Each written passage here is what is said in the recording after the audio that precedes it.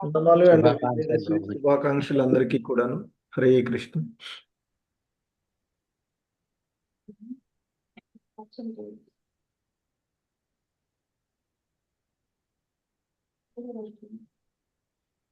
హరే కృష్ణ.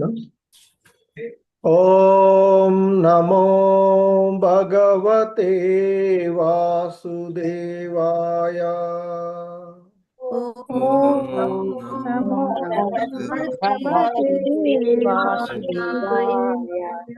ఓం నమో భగవతే వాసుదేవాయ.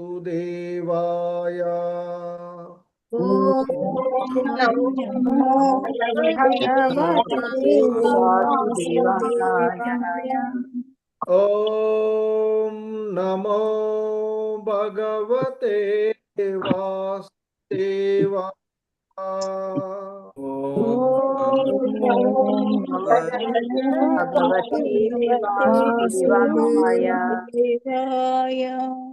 నారాయణం నమస్కృత్య నరం చైవ నరోత్తమం. నారాయణం నమస్కృత్య నరం చైవ నరోత్తమం.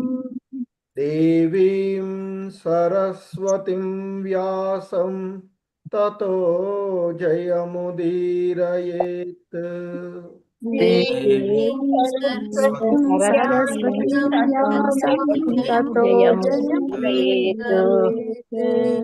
నష్టప్రాయేష్వభద్రేషు నిత్యం భాగవత సేవయా.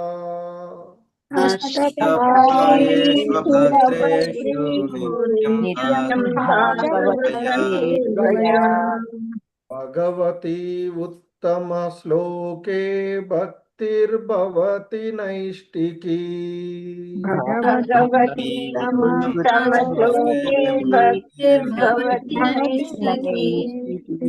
హరే కృష్ణ.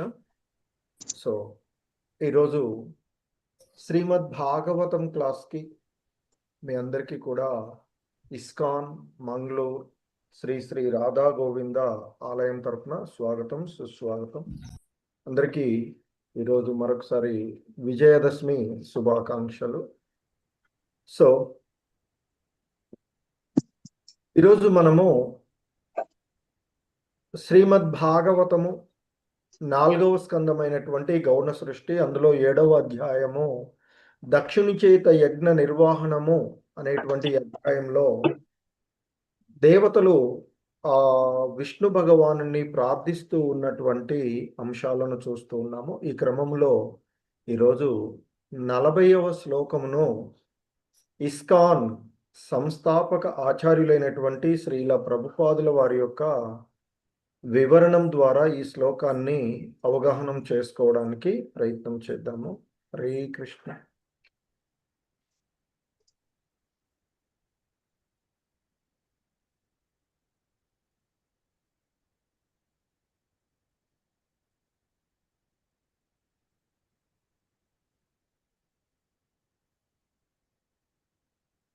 హరే కృష్ణ. శ్రీమద్ భాగవతము 4వ స్కందము 7వ అధ్యాయము 40వ శ్లోకము. Please repeat. బ్రహ్మోవాచ బ్రహ్మోవాచ బ్రహ్మోవాచ బ్రహ్మోవాచ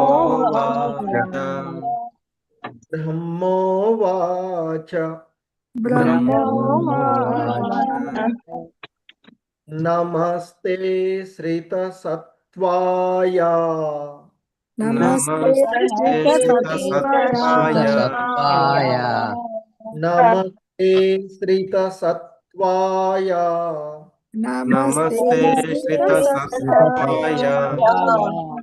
నమస్తే శ్రిత సత్వాయ. నమస్తే శ్రిత సత్వాయ. ధర్మాదీనాం చ సూతయే.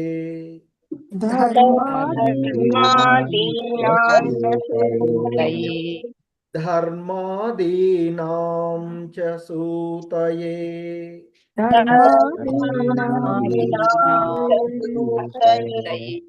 धर्मादीनां च सूतये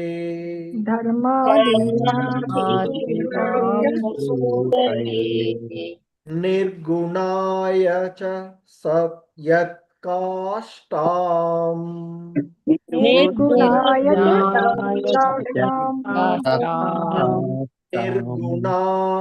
च यत्काष्ठाम्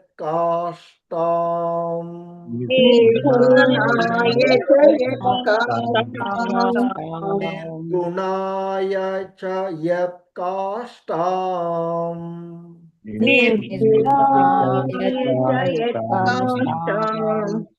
नाहं वेदापरेऽपि च नाहं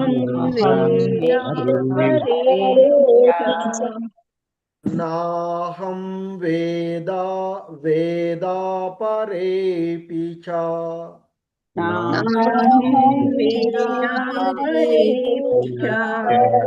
नाहं वेदापरेऽपि च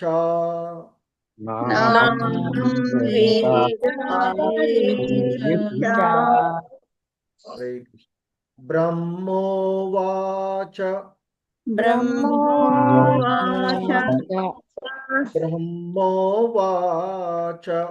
ब्रह्मोवाच नमस्ते श्रितसत्त्वाय धर्मादीनां च सूतये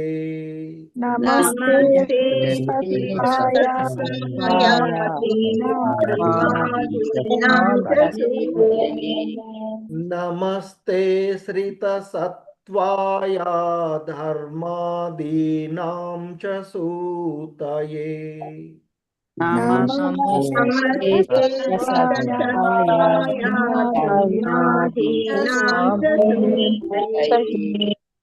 निर्गुणाय च यत्काष्ठां नाहं वेदापरेऽपि च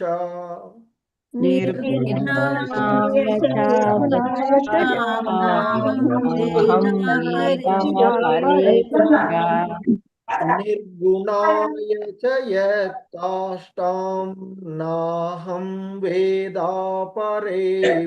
च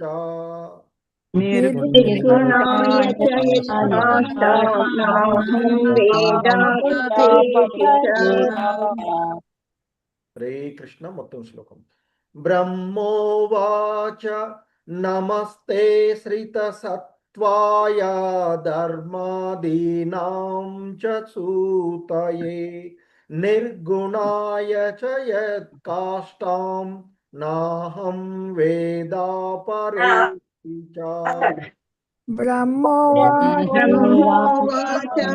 नमस्ते सत्ताय धर्मादीनां च सूतये निर्गुणाय च यत्काष्ठां नाहं वेदापरेऽपि च। हरे कृष्ण वृंदा माताजी नागरत्नम माताजी हरे कृष्ण प्रभु। ब्रह्मोवाच नमस्ते श्रितसत्त्वाय धर्मादीनां च सूतये निर्गुणाय च यत्काष्ठां नाहं वेदापरेऽपि च। हरे कृष्ण प्रभु। हरे कृष्ण प्रभुजी। ब्रह्मोवाच नमस्ते श्रितसत्त्वाय धर्मादीनां च सूतये निर्गुणाय च यत्काष्ठां नाहं वेदापरेऽपि च।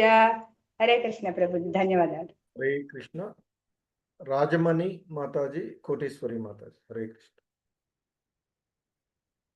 हरे कृष्ण प्रभुजी।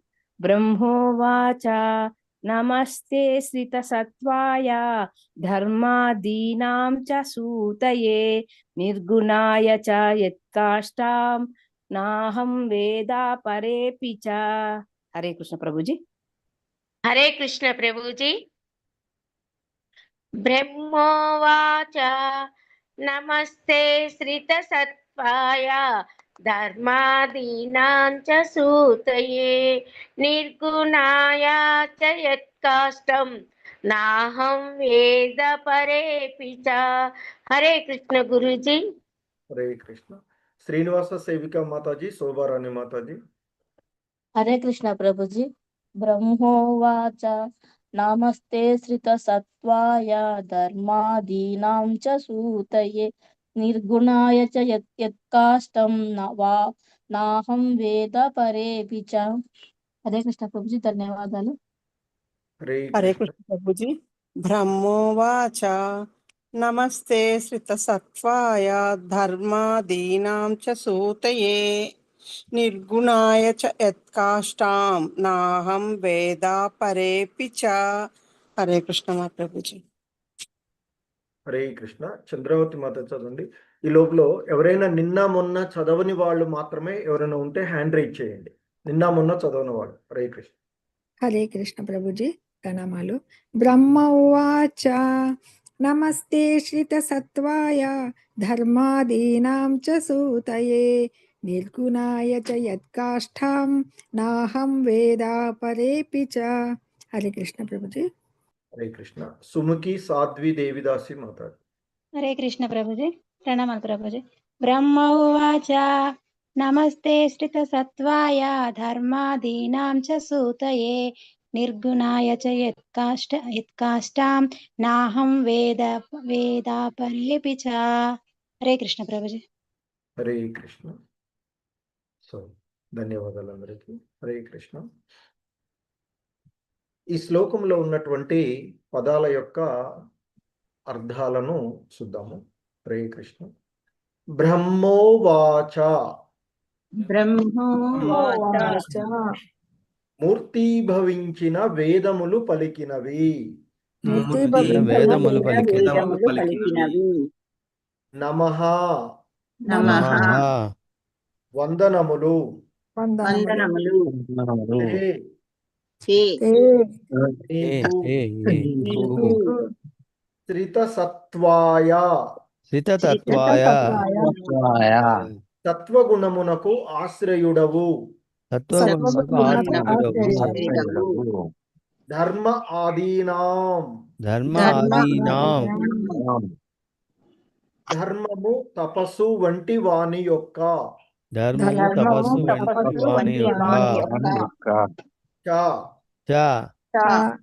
మరియు సూతయే కారణము మూలము.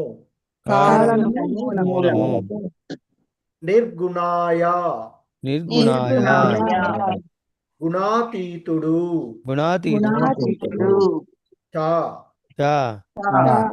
మరియు యత్ ఏ దేవదేవుని యొక్క కాష్టం స్థితిని అహం నేను నవేద ఎరుగజాలను అపరే ఇతరులు అపి నిక్కముగా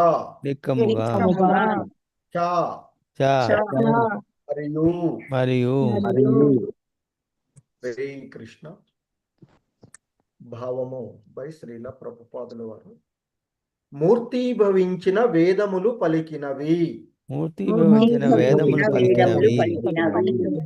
హే భగవాన్ సత్వగుణమునకు ఆశ్రయుడై ఉన్నందున సమస్త ధర్మమునకు తపస్సునకు కారణమైన నీకు మా వందనములు. నీవు నిర్గుణుడవు. నిన్ను గాని నీ నిజ స్థితిని గాని నీ నీ నిజ నిజ స్థితిని స్థితిని గాని గాని ఎవ్వరును ఎరుగజాలరు. ఎవ్వరును ఎవ్వరును ఎరుగజాలరు. ఎరగజాలరు. శ్రీ కృష్ణ. సూర్యప్రకాష్ రావు ప్రభు చదువుతారా? అవును ప్రభు. చదవండి. ప్రణామాలు ప్రభు. భాష్యం బై శ్రీల ప్రభుపాద వారికి జై. భౌతిక జగత్తులో త్రిగుణములకు త్రిమూర్తులు అధిష్టాన దేవతలు. త్రిమూర్తులలో విష్ణువు సత్వగుణమునకు అధిపతిగా అంగీకరించబడినాడు. ఆ సత్వగుణమే ధర్మము, జ్ఞానము, తపస్సు, త్యాగము, ఐశ్వర్యములకు మూలమైనట్టిది. ఈ కారణమున జనులు భౌతిక జగమున సత్వగుణము నందున్నచో నిజమగు శాంతి, అభ్యుదయము, జ్ఞానము, ధర్మము ప్రాప్తించగలవు. కానీ ఇతర రెండు గుణములు అనగా రజోగుణము, తమో గుణము బారిన పడినంతనే వారి బద్ధ జీవితము మరింత దుస్సాహము కాగలదు. కానీ విష్ణు భగవానుడు మాత్రం తన నిజస్థితిలో ఎల్లప్పుడూ నిర్గుణుడే, అనగా గుణములకు పరుడైనట్టి వాడే. నిర్గుణమనగా గుణాతీతమని భావము. అనగా భగవానుడు గుణరహితుడని, అనగా గుణములే లేనివాడని ఆ పదము సూచించదు. అతడు దివ్య గుణపూర్ణుడు. వాని ద్వారానే అతడు ప్రకటమై తన లీలలను చూపును. అతని దివ్యమగు ప్రకటము వేదవాదులకు గాని బ్రహ్మరుద్రాది దేవతలకు గాని అవగతం కానట్టిది. వాస్తవమునకు ఆ దివ్య గుణములు భక్తులకు మాత్రమే ప్రకటము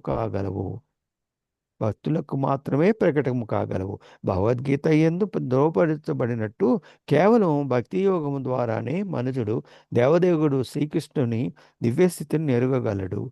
సత్వగుణమునందు స్థితుడైన వారు ఆ దివ్యగుణమును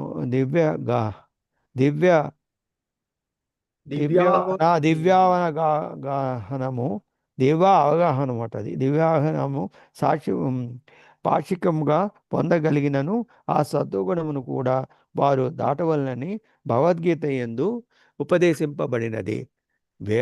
వేద నియమములను త్రిగుణములపై ఆధారపడి ఉండును. మనుజుడు ఆ త్రిగుణములను అధిగమించినప్పుడే విశుద్ధమగు ఆధ్యాత్మిక జీవనమున నెలకొనగలడు. ధన్యవాదాలు ప్రభుజీ అవకాశం ఇచ్చారు. హరే కృష్ణ. హరే కృష్ణ. హరే కృష్ణ. ధన్యవాదాలు. ఇది శ్రీల ప్రభుపాదుల వారి యొక్క భాష్యము ఈ శ్లోకమునకు ఇవ్వబడినటువంటిది. హరే కృష్ణ. ఓం అజ్ఞానతిమిరాంధస్య జ్ఞానాంజనశలాకయా చక్షుర్మిలితం యేన తస్మై శ్రీ గురవే నమః. శ్రీచైతన్యమనోభీష్టం స్థాపితం యేన భూతలే స్వయం రూపః కదా మహ్యం దదాతి స్వపదాంతికం. వందేహం శ్రీగురు శ్రీయుతపదకమలం శ్రీగురూన్ వైష్ణవాంశ. శ్రీరూపం సాగ్రజాతం సహగణ రఘునాథాన్వితం తం సజీవం సాద్వైతం సావధూతం పరిజన సహితం కృష్ణ చైతన్యదేవం. శ్రీరాధా కృష్ణ పాదాన్ సహగణ లలితా శ్రీ విశాఖాన్వితాంశ. నమా ఓం విష్ణుపాదాయ కృష్ణప్రేష్టాయ భూతలే శ్రీమతే భక్తి వేదాంత స్వామినితి నామినే. నమస్తే సారస్వతే దేవే గౌరవాణి ప్రచారిణే నిర్విశేష శూన్యవాది పాశ్చాత్యదేశతారిణే. నమో మహావదన్యాయ కృష్ణ ప్రేమ ప్రదాయతే కృష్ణాయ కృష్ణ చైతన్య నామ్నే గౌరత్విషే నమః. హే కృష్ణ కరుణా సింధు దీన బంధు జగత్పతే గోపేశ గోపికా కాంత రాధా కాంత నమోస్తుతే. తప్త కాంచన గౌరాంగీ రాధే వృందావనేశ్వరి. వృషభానుసుతే దేవి ప్రణమామి హరిప్రియే. వాంఛాకల్పతరుభ్యశ్చ కృపా సింధుభ్య ఏవ చ పతితానాం పావనేభ్యో వైష్ణవేభ్యో నమో నమః. జయ శ్రీకృష్ణ చైతన్య ప్రభు నిత్యానంద శ్రీ అద్వైత గదాధర శ్రీవాసాది గౌర భక్త వృంద. హరే కృష్ణ కృష్ణ కృష్ణ హరే హరే, హరే రామ రామ రామ హరే హరే. హరే కృష్ణ. సో ఈరోజు మనము శ్రీమద్ భాగవతంలో దక్షుని యొక్క యజ్ఞం దగ్గర ఉన్నటువంటి వివిధ దేవతలు ఆ భగవంతుణ్ణి ప్రార్థిస్తూ ఉన్నటువంటి అంశాలను చూస్తూ వస్తూ ఉన్నటువంటివి. పూర్వపు శ్లోకాలలో యోగి పుంగవులు ఆ విష్ణు భగవాన్ని దేవదేవుడైనటువంటి ఆయనను కీర్తిస్తున్నటువంటి అంశాలను మనము చూసినటువంటివి. వారు చెప్తారు, సర్వజీవుల యందే పరమాత్మునిగా మరి ఎరిగి నీవు తమకు అభిన్నుడవని గాంచువారులే నీకు మిక్కిలి ప్రియులు. అలాగే నిన్ను ప్రభువుగాను తమను నీకు సేవకులుగాను తలచి భక్తి యోగమునందు నియుక్తులయ్యేటువంటి వారి ఎడ నీవు అమితమైనటువంటి కృపను చూపుదువు, వారి వైపే నీవు మొగ్గు చూపుదువు. ఎందుకంటే భగవంతుడు నిష్పక్షపాతిగా ఉండే సర్వజీవుల ఎడ సమత్వ భావంతో ఉండేవాడు. కానీ ఎవరైతే ఆ భగవంతుణ్ణి ఆశ్రయించి కావాలి అనుకుంటారో వారి ఎడ మొగ్గు చూపుతారు అనేటువంటిది ఇక్కడ మనకి చెప్పబడినట్టు. అలాగే ఇంకా వారు చెప్తారు, నానా విధాలైనటువంటి సృష్టిని కావించి ఆ సృష్టి మరియు స్థితి లయముల కొరకు త్రిగుణ ప్రభావాలను అందు ఉంచినటువంటి వాడవు అయిన దేవదేవునకు వందనాలు అని చెప్పి మళ్ళీ మరి ఆ పరమాత్ముని గురించి ఆ దేవదేవుని అంశంలో మాయా ప్రభావమునకు అతీతుడు, మరి రూపము పూర్తిగా భౌతిక గుణ వర్ణితమైనటువంటి ఉన్నటువంటి అతడు మాయా మోహమునకు దూరుడు అంటూ వారు కీర్తించినటువంటి అంశాలను మనము చూసినటువంటిది పూర్వపు శ్లోకాలలోను. సో ఇంకా కొనసాగింపుగా మైత్రేయ ముని విదురుడితో చెప్తూ ఉన్నటువంటిది ఏంటంటే, అక్కడ ఉన్నటువంటి మూర్తీభవించినటువంటి వేదాలు బ్రహ్మోవాచ, ఇక్కడ మూర్తీభవించినటువంటి వేదాలుగా బ్రహ్మో అనేటువంటిది బ్రహ్మ అనేటువంటి పదాన్ని ఇక్కడ చెప్పబడుతూ ఉన్నటువంటిది. సో మరి ఆ మూర్తీభవించినటువంటి వేదములు భగవంతుణ్ణి కూడా కీర్తిస్తూ ఉన్నాయట. ఎందుకంటే ఈ సృష్టి కోసం బ్రహ్మ విష్ణు మహేశ్వరులు ఎలాగైతే నారాయణ నుండి వచ్చినటువంటి వాళ్ళలో, అలాగే వేదాలు కూడా అలా వచ్చినటువంటి కనుక ఆ వచ్చినటువంటి ఆ మూర్తీభవించినటువంటి వేదములు ఆ భగవాన్ని కీర్తిస్తూ ఉన్నాయట. ఏమంటున్నాయి ఇక్కడ, బ్రహ్మోవాచ నమస్తే శ్రిత సత్వాయ ధర్మాదీనాం చ సూతయే నిర్గుణాయ చ యత్కాష్టాం నాహం వేద పరేపి చ. సో నమస్తే అంటే నీకు వందనాలు, నమః అంటే వందనాలు, తే నీకు అంటూ ఆ మూర్తీభవించినటువంటి వేదములు పలుకుతూ ఉన్నాయి. నీకు వందనములు. ఎటువంటి నీకు? శ్రిత సత్వాయ, సత్వగుణమునకు ఆశ్రయుడవు. ఇంకా ధర్మ ఆదీనాం చ, మరియు చ అంటే మరియు, ధర్మ ఆదీనాం ధర్మము తపస్సు వంటి వాటి యొక్క సూతయే మూలము నీవే. ధర్మము తపస్సు వంటి వానికి నీవే మూలము. ఇంకా కీర్తిస్తున్నవి వేదాలు.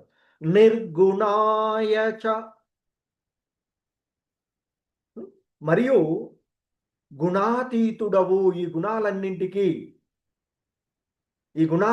సిత సత్వాయ అంటూ చెప్తే సత్వగుణానికి ఆశ్రయుడవు.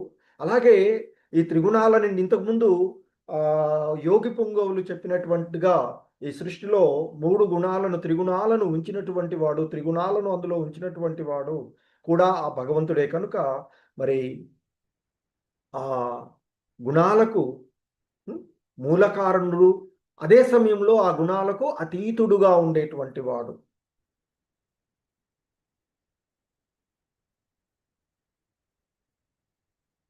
యత్ కాష్టాం, కాష్టాం అంటే స్థితి. యత్ ఏదైతే అంటే ఏంటి, ఇక్కడ దేవదేవుని యొక్క స్థితిని, అటువంటి నీ యొక్క స్థితిని, అటువంటి ఆ దేవదేవుడైనటువంటి నీ యొక్క స్థితిని.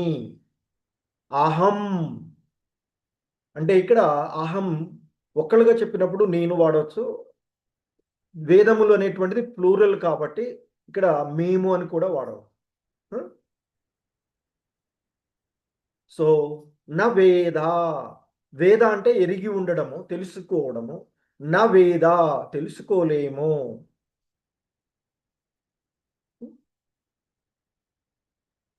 సో మరి అక్కడ ఆ యజ్ఞస్థల యందు మూర్తిభవించినటువంటి వేదములు పలికినటువంటి విషయాలను చెప్తూ ఉన్నారు. ఆ వేదాలు ఈ విధంగా పలికినవట. హే భగవాన్, ఓ దేవదేవ, సత్వగుణమునకు ఆశ్రయుడై ఉన్నందున మరి సమస్త ధర్మమునకు తపస్సునకు కారణమైన నీకు మా వందనాలు. నీవు నిర్గుణుడవు, నిన్ను గాని నీ యొక్క నిజ స్థితిని గాని ఎవ్వరునూ ఎరుగజాలరు. అంటే ఆ క్రమంలో మేము కూడా ఉన్నాము అనేటువంటిది వాళ్ళు చెప్పి, ఎవ్వరు కూడా ఎరుగజాలరు. సాక్షాత్తు భగవంతుడే చెప్తారు, నా యొక్క దివ్య లీలలను, మహిమలను దేవతలు, మహర్షులు కూడా ఎరుగజాలరు అంటూ చెప్పబడినటువంటి.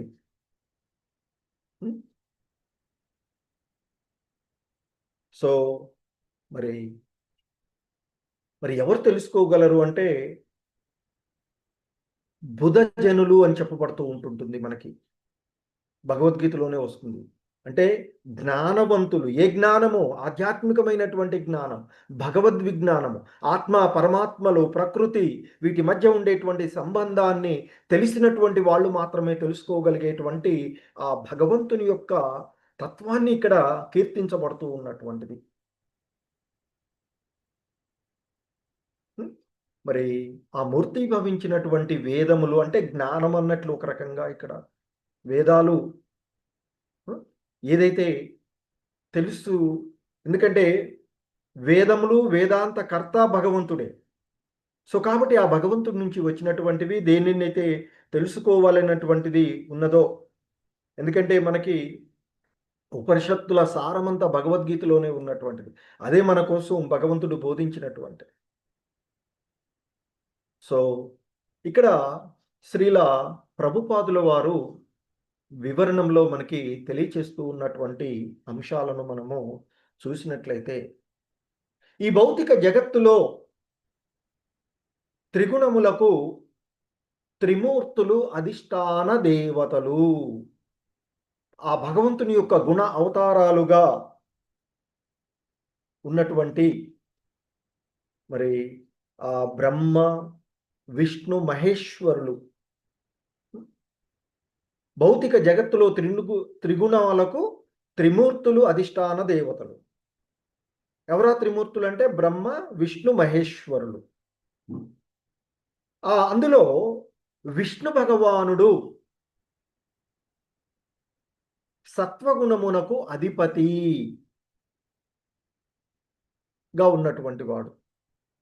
మరి ఏమిటి సత్వగుణంలో ఉండేటువంటి, మనకి భగవద్గీతలో సత్వగుణ స్థితిలో ఉండేటువంటి వారి యొక్క లక్షణాలను మనకి చెప్పబడినటువంటివి. అలాగే జ్ఞానము, సత్వగుణంలో ఉండేవాళ్ళు ముఖ్యంగా కలిగినటువంటిది ఏంటి? జ్ఞానము. మరి ఏమిటి జ్ఞాన విషయము అంటే భగవద్గీతలోనే శ్రీకృష్ణ భగవానులు వారు చెప్తారు మనకి ఆ 13వ అధ్యాయంలో 8 నుండి 12 శ్లోకాల వరకు కూడా వినయము, గర్వము లేకపోవుట, అహింస, ఓర్పు, సరళత్వము, ప్రామాణికమైనటువంటి గురువును ఆశ్రయించుట, శుభ్రత్వం, శుచిత్వము, అలాగే స్థిరత్వము, ఆత్మనిగ్రహాన్ని కలిగి ఉండడము, ఇంద్రియ భోగ వస్తువులను త్యజించడము, మిథ్య అహంకారం లేకపోవడము, మరి జన్మ, మృత్యు, జర, వ్యాధుల యొక్క దోషాన్ని గ్రహించగలగడము, లౌకికమైనటువంటి విషయాల ఎడ అనాసక్తి, సమచిత్తము, ఆ భగవంతుని ఎడ మరి అంటే ఇక్కడ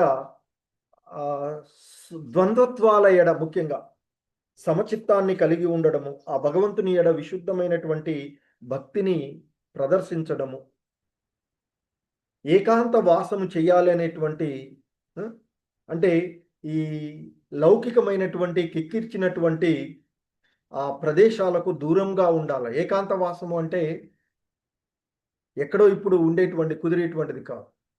సో అలా మరి సాధారణంగా ఏకాంత వాసము అంటే ఈ ఆధ్యాత్మికమైనటువంటి సాధనకు అనుకూలమైనటువంటి ప్రశాంతమైన వాతావరణంలో ఉండేటట్లు ఇష్టాన్ని కలిగి ఉండడము, అది ఏకాంత వాసం అవుతుంది.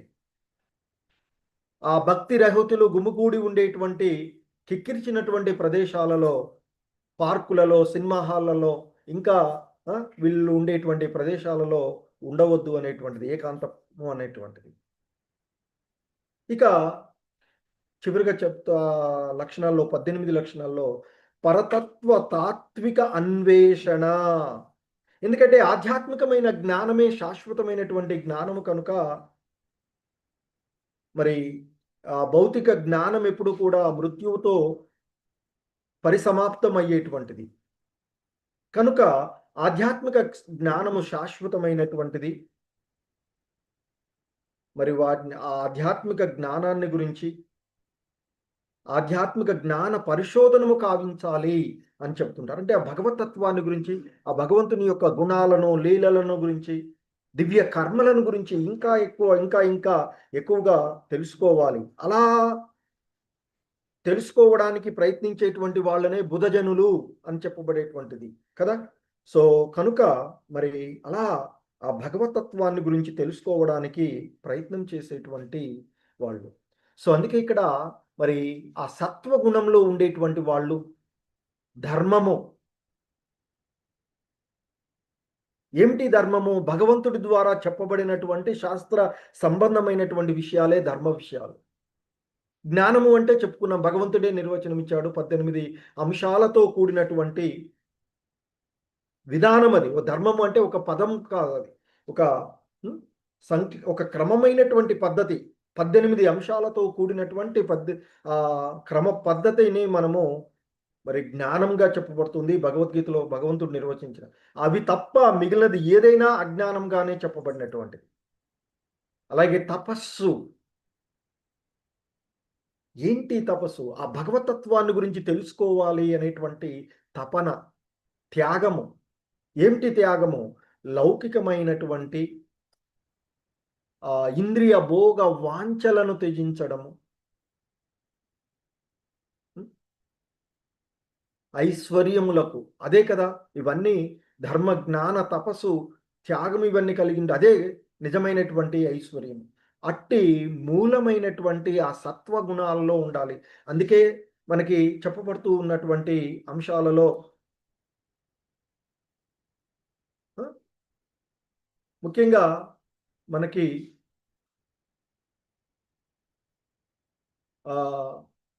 భాగవతంలో మహాభారతంలో చెప్పబడినట్లుగా సర్వజనులను జన్మచే శూద్రులుగానే పుట్టి ఉంటారు, కానీ కర్మల చేత ద్విజత్వాన్ని నొందుతూ ఉంటుంటారు.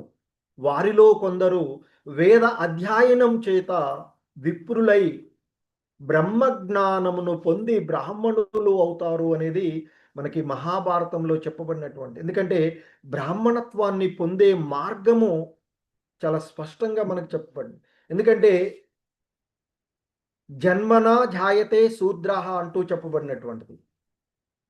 కర్మనా జాయతే ద్విజః, వేద పాఠాంతు విప్రాణం, బ్రహ్మ జ్ఞానంతు బ్రాహ్మణాః అంటూ చెప్పబడినటువంటిది. మరి ఆ విధంగా ఆ భగవతత్వములను గురించి, సో అటువంటి ఏంటి ఇక్కడ ధర్మ జ్ఞాన తపస్సు త్యాగ ఐశ్వర్యములకు మూలమైనటువంటి ఆ సత్వగుణం నాకు అధిపతి అయినటువంటి విష్ణు భగవానుని గురించి ఇక్కడ చెప్పబడుతూ ఉన్నటువంటి ఏ కారణమున అంటే సత్వగుణానికి అధిపతిగా అంగీకరించబడినటువంటి ఆ విష్ణువు, ఆ త్రిమూర్తులలో ఒకరైనటువంటి విష్ణు భగవానుడు జనుల భౌతిక జగమున సత్వగుణమునందు ఉన్నచో నిజమగు శాంతి, అభ్యుదయము, జ్ఞానము, ధర్మము ప్రాప్తించగలవు. సో అందుకే రజో తమో గుణాలలో, ఎందుకంటే శూద్ర అంటే సాధారణంగా తమో స్థితిలో ఉండేటువంటి ఆ తమో స్థితి నుంచి రజోస్థితికి, రజోస్థితి నుంచి సత్వస్థితికి, ఇంకా చెప్తారు భగవద్గీతలో ఈ 3 గుణాలకు అతీతుడు కావాలి అని చెప్తారు, త్రిగుణాతీతుడు కావాలి అని చెప్పబడినటువంటి. సో మరి జనులు భౌతిక జగమున సత్వగుణమునందు ఉన్నట్లయితే ఆ సత్వగుణమందే నిజమైనటువంటి శాంతి, అభ్యుదయము, జ్ఞానము, ధర్మము వారికి సంప్రాప్తిస్తాయి అని చెప్తున్నారు. సో అవన్నీ కలిగించగలిగేటువంటిది ఆ విష్ణు భగవానుడు, ఆయనను ఆశ్రయించినప్పుడు. మరి ఈ త్రిగుణాలలో ఆ సత్వగుణము ఆ విధంగా ధర్మ జ్ఞాన తపస్సు త్యాగ ఐశ్వర్యాలకు మూలమై ఉన్నటువంటి సత్వగుణము. కానీ మిగిలిన 2 గుణాలు ఏమి? మిగిలిన 2 రజోగుణము మరియు తమోగుణము. ఈ రజో తమో గుణాల బారిన పడినటువంటి వారి యొక్క బద్ధ జీవితము మరింత దుస్సాహము అవుతుంది అని చెప్తున్నారు శ్రీల ప్రభుపాదుల వారు. ఎందుకంటే రజోగుణ భావనలో ఈ ప్రకృతిపై ఆధిపత్యం చెలాయించాలి అనేటువంటి భావనతో విపరీతమైనటువంటి కర్మకాండంలో నెలకొనిపోతూ ఉంటుంటారు రజోగుణ సంబంధికులైనటువంటి వాళ్ళు, రజోగుణాన్ని ఆశ్రయించినటువంటి వాళ్ళు, రజోగుణ బారిన పడినటువంటి వాళ్ళు. ఇక తమోగుణంలో గురించి చెప్పవలసింది ఏమీ లేదు, అజ్ఞాన అంధకారంలో పడి ఉంటారు. ధర్మాన్ని అధర్మంగాను, అధర్మాన్ని ధర్మంగాను భావించేటువంటి స్థితిలో ఉండేటువంటి వాళ్ళు తమోగుణంలో ఉండే. కానీ ఇక్కడ చెప్పబడుతున్నట్లుగా ఆ భగవంతుడు విష్ణు భగవానుడు మాత్రము ఈ గుణాలకు అతీతుడుగా, త్రిగుణాతీతుడుగా ఉండేటువంటి నిర్గుణుడుగా ఇక్కడ చెప్పబడినటువంటిది.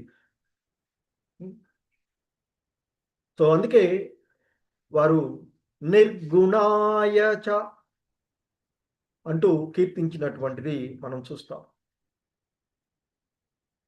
సో విష్ణు భగవానుడు తన యొక్క వాస్తవికమైనటువంటి స్థితిలో, నిజ స్థితిలో ఎల్లప్పుడూ కూడా ఈ గుణాలకు అతీతుడుగా ఉండేటువంటి వాడు, అంటే ఈ గుణాలకు పరుడైనటువంటి వాడే.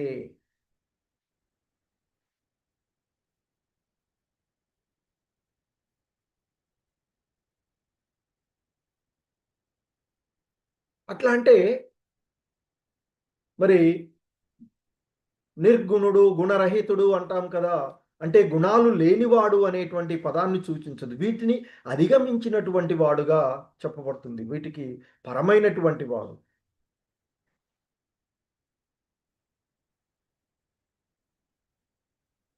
కనుకనే ఆ భగవంతుడు దివ్య గుణ పూర్ణుడు. అటువంటి దివ్య గుణ పూర్ణుడు అయినటువంటి, ఎందుకంటే మనకి ఆ ఉపనిషత్తులలో, ఈశోపనిషత్తులో కూడా చెప్పబడుతుంది సంభవాత్ అంటే పరమ కారణమునకు కారణము అనే అర్థం. మరి ఆ సంభవాత్తుగా పిలువబడేటువంటి సర్వకారణముల కారకుడైనటువంటి దేవదేవుణ్ణి అర్చించేటువంటి విధానమే మనకి అక్కడ సూచించబడుతుంది. ఆ సర్వకారణ కారకుడైనటువంటి సంభవాత్తుగా ఉండేటువంటి వాళ్ళు మాత్రమే ఆ భగవంతుని యొక్క ధామాన్ని చేరుకోగలుగుతారు అంటూ చెప్పబడుతుంది. ముఖ్యంగా ఆ పదము సంభవాత్ అంటే పరమకారణ కారకుడైనటువంటి వారిని పూజించటము లేదా అర్చించడము అనేటువంటిది ఆ ఆ పదము శ్రీకృష్ణ భగవానుడు ఆది పురుషుడు, సమస్తము ఆయన నుండే ఉద్భవిస్తుంది అని చెప్పబడుతుంది. అందుకే ఇక్కడ శ్రీల ప్రభుపాదుల వారు కూడా చెప్తున్నారు, అతడు దివ్య గుణపూర్ణుడు. మరి ఆ దివ్య గుణ పూర్ణుడైనటువంటి వాడు ఆ దివ్య గుణపూర్ణాల ద్వారానే అతడు ప్రకటితమై, అంటే పూర్ణుడుగానే వస్తాడు, తన లీలలను చూపుతూ ఉంటుంటాడు అని చెప్తుంటారు.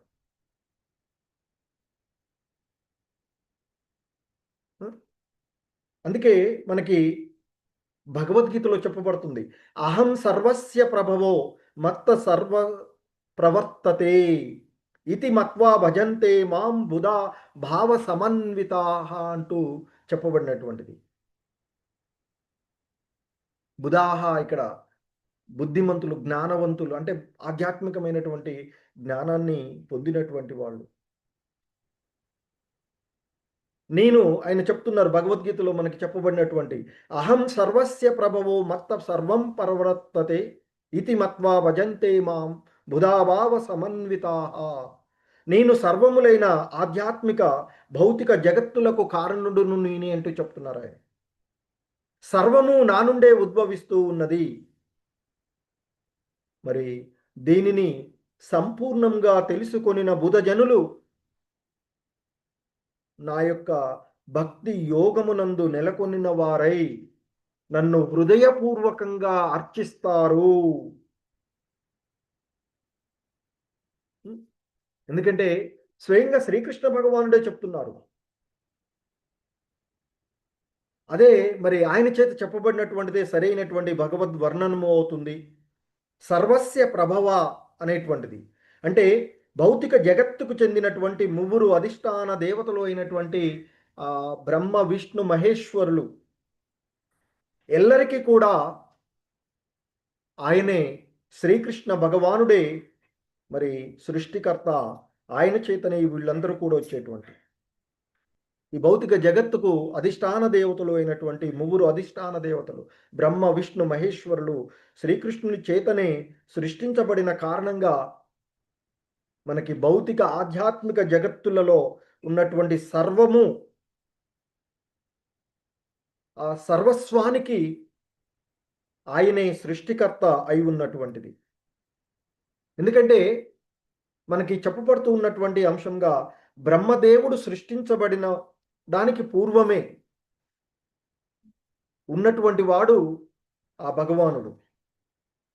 బ్రహ్మకు వేద జ్ఞానాన్ని బోధించినటువంటి వాడు కూడా శ్రీకృష్ణుడే.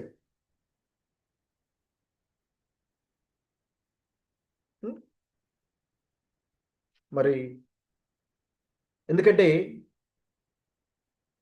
ఆ నారాయణుడే, ఆ పరమపురుషుడైనటువంటి నారాయణుడే సకల జీవులను సృష్టింపగోరి మొదటగా బ్రహ్మను సృష్టిస్తాడు అని, నారాయణుడే సర్వ ప్రజాపతులను సృష్టించాడు అని, మరి ఇక్కడ మనకి ఉండేటువంటి వివిధ రకాల అధిష్టాన దేవతలు వీళ్ళు అందరూ కూడా ఆయన నుండే సృష్టించబడ్డారు అని చెప్పబడుతూ ఉంటుంది మనకి ఆ నారాయణోపనిషత్తులో చెప్పబడినటువంటి అంశం. సో అందుకే ఇక్కడ శ్రీల ప్రభుపాదులు వారు చెప్తున్నారు, ఆయన యొక్క దివ్యమైన ఆ ప్రకటము వేదవాదులకు కానీ బ్రహ్మ రుద్రాది దేవతలకు కానీ అవగతము కానటువంటిది. ఎందుకంటే ఆ దివ్య గుణ పూర్ణుడైనటువంటి వాటి ద్వారానే, ఆ దివ్య గుణపూర్ణాల ద్వారానే అతడు ప్రకటితమై తన యొక్క లీలలను చూపేటువంటి వాడు. కనుకనే ఆయన యొక్క దివ్యమైనటువంటి ప్రకటనము వేదవాదులకు కానీ బ్రహ్మరుద్రాది దేవతలకు కానీ అవగతము కానటువంటి విషయము అని చెప్తున్నారు. ఎందుకంటే మనకి ఆ నారాయణోపనిషత్తులో చెప్పబడినట్లుగా, ఎందుకంటే మనకు పూర్వం ఉన్నటువంటి వారి గురించి మనం పరిశోధించి తెలుసుకుంటేనే తెలిసేది కదా. కానీ ముందు ఉన్నటువంటి వాడు, మిగతా జరుగుతూ ఉన్నటువంటి సాక్షిభూతగా ద్రష్ట హనుమంతగా ఉన్నటువంటి వాడు అన్నీ కూడా ఎరిగేటువంటి వాడు. అందుకే భగవద్గీతలో చెప్తారు, పూర్వము జరిగినటువంటిది, ప్రస్తుతము జరుగుతూ ఉన్నవి, ఇంకా ముందు జరగబోయేటువంటి ప్రతిదీ నాకు తెలుసు అని చెప్పారు భగవద్గీత నందు. ఎందుకంటే ఆ నారాయణుడి నుండే బ్రహ్మదేవుడు జన్మించడము, నారాయణ నుండే సర్వ ప్రజాపతులు సృష్టించబడము, నారాయణ నుండే ఇంద్రుడు సృష్టించబడ్డాడు, నారాయణ నుండే అష్టవసువులు, నారాయణ నుండే ఏకాదశ రుద్రులు, ఆయన నుండే ద్వాదశ ఆదిత్యులు. మరి ఆ నారాయణుడు శ్రీకృష్ణుని యొక్క ప్రధాన అంశ కనుక ఆ నారాయణుడు శ్రీకృష్ణుడు ఒక్కడే అని చెప్తుంటుంటారు. దేవకీ పుత్రుడైన శ్రీకృష్ణుడే దేవదేవుడు అని ఆ నారాయణ ఉపనిషత్తు కూడా పలికినటువంటిది చెప్తూ ఉంటుంటారు. సో ఆ విధంగా మరి అటువంటి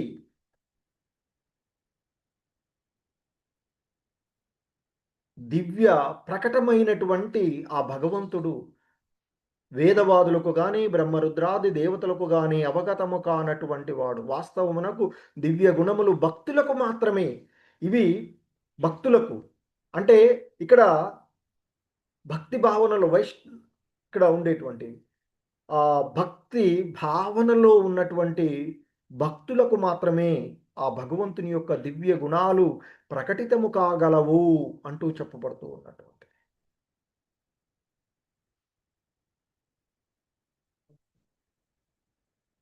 కనుకనే భగవద్గీత యందు ధృవపరచబడినట్లుగా సాక్షాత్తు కృష్ణ భగవానులు వారే చెప్తారు,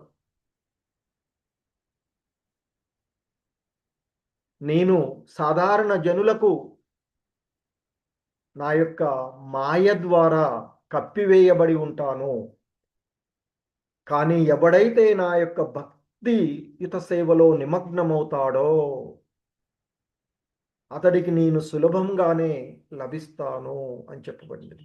సో కాబట్టి మరి కేవలము భక్తి యోగము ద్వారానే మనిషి ఆ దేవదేవుడైనటువంటి శ్రీకృష్ణ భగవాన్ యొక్క దివ్య స్థితిని తెలుసుకోగలడు అని చెప్పబడుతూ ఉన్నటువంటిది.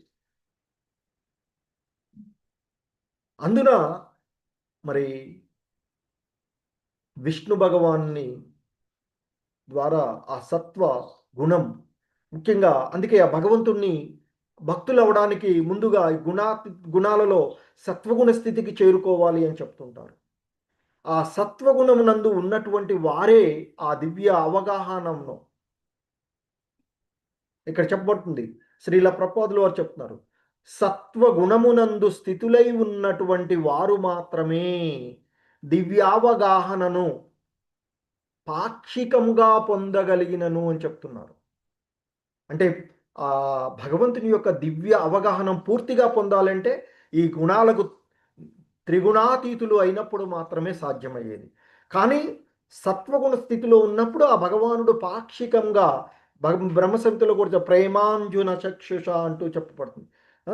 ప్రేమతో కూడిన కన్నుల ద్వారా భగవంతుని చూడడానికి ఎంతో ప్రయత్నం చేస్తే ఏదో స్వల్పంగా మాత్రమే ఆయన యొక్క దర్శనం, ఖాళీ బొటనవేలు గోరు కొన మాత్రమే దర్శనం అయ్యేలాగా ఉండేటువంటి చూస్తుంటుంటాం.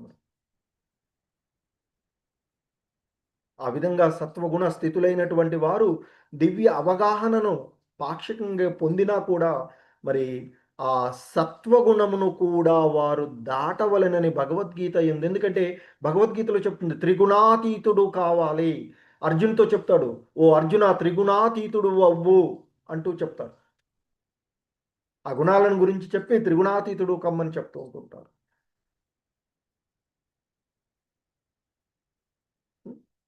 సో మరి అంటే ఇక్కడ జీవుడు మొదట తమో రజోగుణాల నుండి బయటపడి సత్వస్థితికి చేరి ఆ సత్వస్థితిని కూడా దాటి విశుద్ధ సత్వస్థితికి, అంటే ఈ 3 గుణాలకు అతీతుడు అయ్యి ఉండాలి అని చెప్తున్నటువంటిది.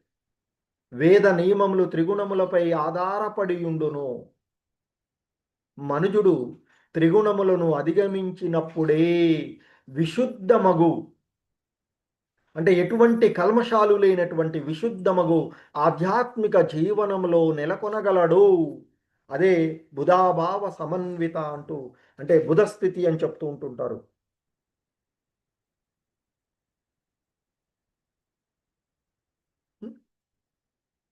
సో మరి అదెప్పుడు జరుగుతుంది అంటే, మనసును సమస్త కర్మ కల్మషాల నుండి బయటపడవేసి భగవత్ కర్మలను వినడము, భక్తులు యొక్క సాంగత్వంలో ఉండడము, ప్రామాణికమైనటువంటి గురువును ఆశ్రయించడము, మరి ఒక రకంగా కృష్ణ భగవానుడు భగవద్గీతలో పొందిన జ్ఞాన విధానము ద్వారా విశుద్ధ స్థితిని చేరుకోగలరు అని చెప్తూ ఉన్నటువంటి. సో ఆ విధంగా మారినప్పుడు తమో రజోగుణాల వలన కలిగినటువంటి హృదయ కల్మషమంతా కూడా తొలగిపోతుంది అని చెప్తూ ఉంటుంటారు.